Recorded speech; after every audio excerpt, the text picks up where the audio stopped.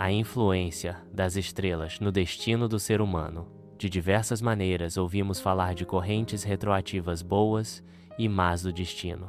E aqui queira ser levantada a questão de que maneira elas retroagem sobre o autor e quando é este o caso. Pois, assim como em toda parte, também aqui deve imperar igualmente uma ordem que está inserida no plano da criação e que não admite nenhuma arbitrariedade. Será que essas correntes do destino são dirigidas? E quem atua aí? Para a compreensão desses fenômenos, comecemos com os átomos.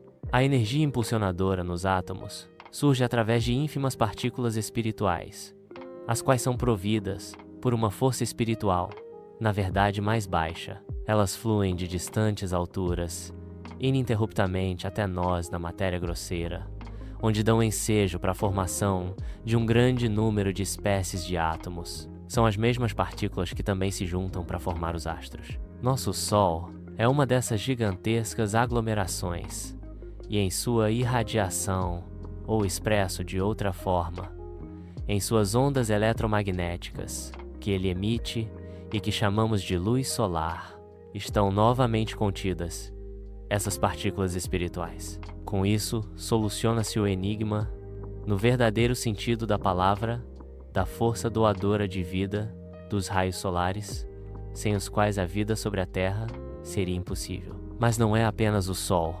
Tudo mais também envia raios, melhor dito, e radiações misturadas, as quais resultam-se através das diversas ligações dos átomos entre si. Assim a Terra, as estrelas, as plantas, as pedras, possuem sua irradiação específica.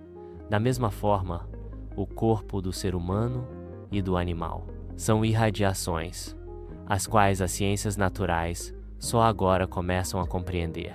Todas essas irradiações em conjunto resultam em uma colorida rede de irradiação amplamente ramificada, as quais estão novamente ligadas a outras irradiações oriundas do universo. No meio dessa gigantesca rede de irradiação, encontra-se o espírito humano da Terra, com sua coroa de irradiação, a qual forma as antenas para a recepção de radiações provindas do universo. Decisivo para ele é como ele leva a efeito a sua livre vontade na vida terrena, quais irradiações oriundas do universo ele atrai para si, e, sobretudo, como ele utiliza a força espiritual que perpassa continuamente a criação.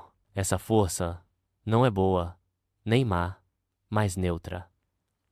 Apenas com sua utilização, o ser humano é capaz de formar, através de sua vontade intuitiva, suas obras. Ele necessita da força espiritual como propulsão para a formação de obras boas e más, as quais formam seu destino, karma, e com as quais ele permanece ligado até o resgate. O ser humano não é capaz de criar algo por si próprio.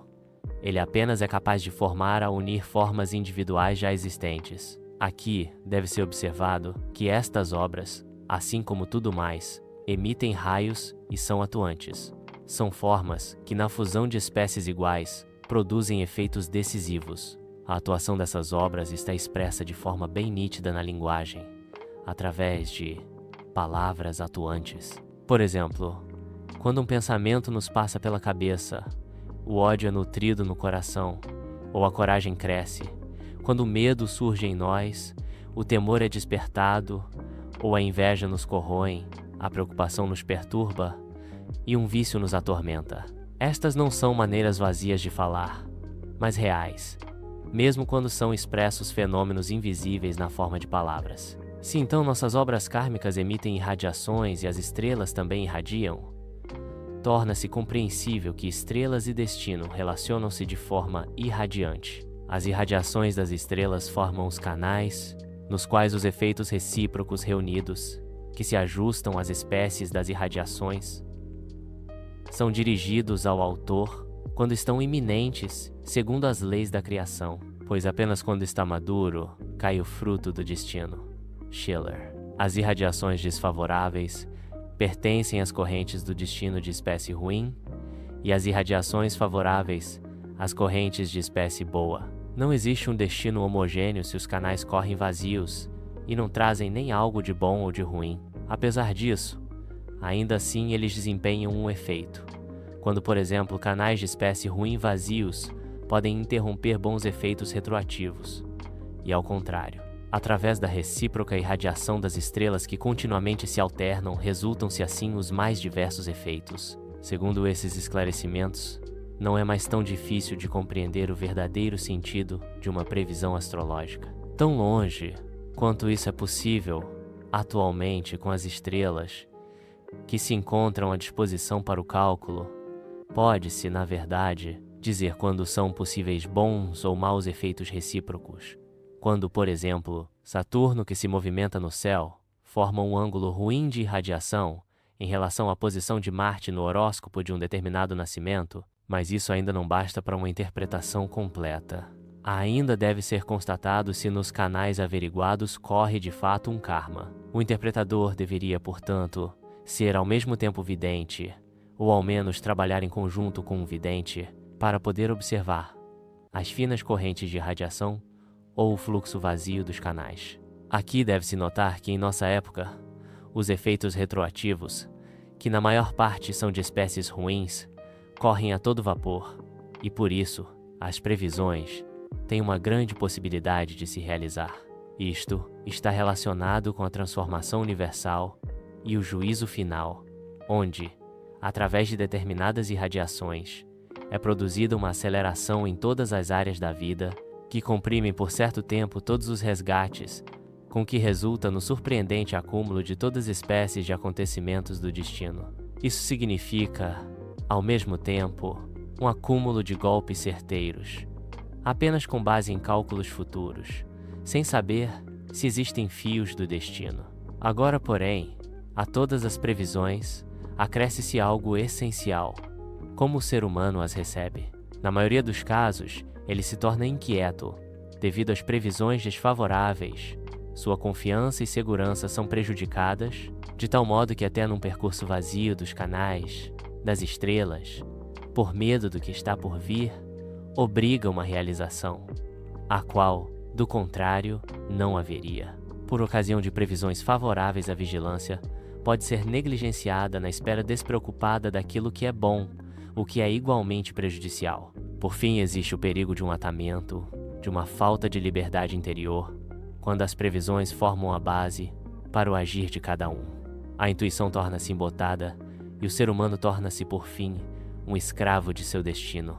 Por isso, o ser humano deveria saber avaliar corretamente as previsões astrológicas e, de forma alguma, acostumar-se ou tornar-se dependente disso, pois elas só podem ser dadas de forma incompleta e sempre na medida do possível. Ao contrário, ele que se entregue à intuição de seu espírito, olhe com uma serena confiança para o futuro e contente-se em saber o que as estrelas têm a ver com o destino.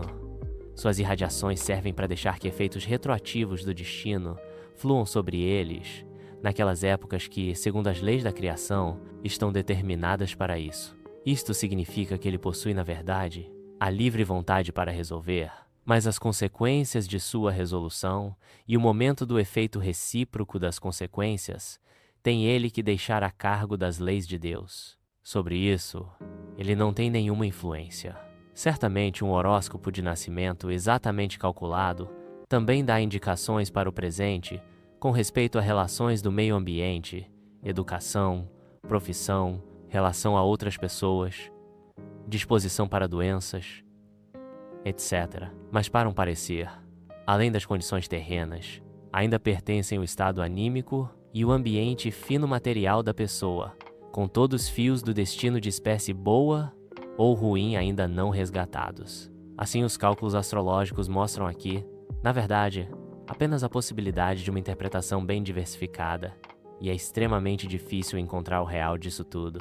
Apesar disso, é possível uma utilização condicional do horóscopo, pois é de se imaginar que uma pessoa convocada, que se ocupa com consultas anímicas, utilize o horóscopo do nascimento de uma pessoa como linha diretriz, para reconhecer assim capacidades, disposições pessoais e possíveis efeitos kármicos.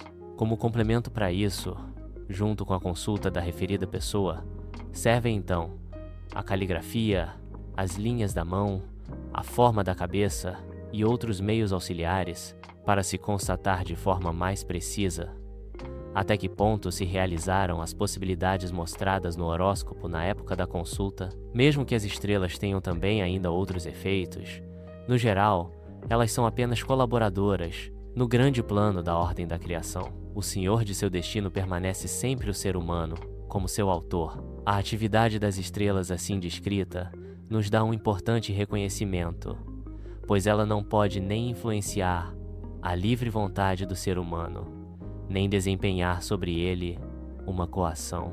Ao contrário, a suposta influência parte do próprio ser humano, que, na livre escolha, fornece o material do destino que as estrelas apenas trazem de volta na mesma espécie, na verdade várias vezes fortalecido. Assim como de uma semente plantada por um agricultor, nasce vários frutos. Quão difíceis os efeitos recíprocos ainda queiram ser.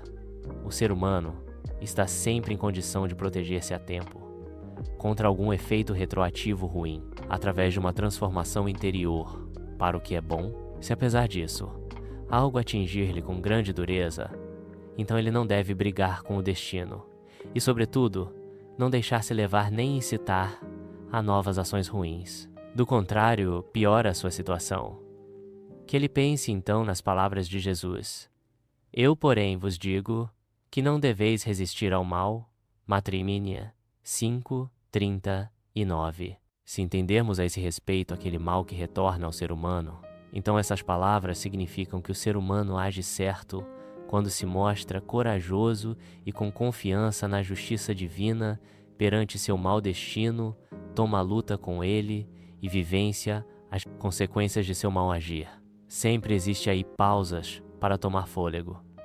As estrelas também providenciam isso ao interromperem de tempo em tempo efeitos retroativos ruins, através de irradiações favoráveis. O ser humano, assim oprimido e infortunado, é obrigado com isso a despertar espiritualmente e, por fim, sai fortalecido da luta com a força do destino. Na realidade, então, ele venceu a si mesmo, pois subjugou suas falhas e fraquezas.